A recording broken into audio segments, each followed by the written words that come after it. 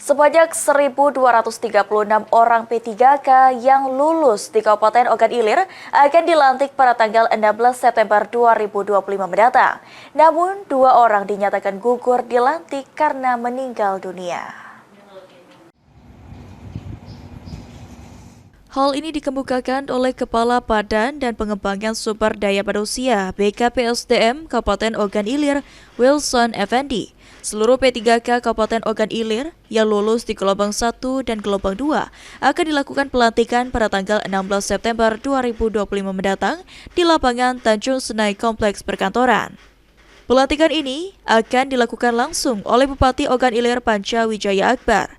Lebih lanjut, Wilson menyebut dari 1.236 orang yang akan dilantik nanti, 2 diantaranya meninggal dunia.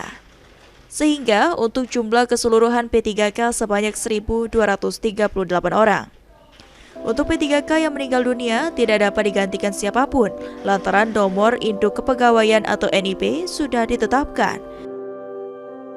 Rekan-rekan kita yang kemarin lulus tahap 1 maupun tahap 2 yang lulus P3K ke Kabupaten Ogan Ilir nanti akan melantik sebanyak 1.236 orang yang terdiri dari guru sebanyak 360 orang, kesehatan 284 dan teknisnya 592 orang.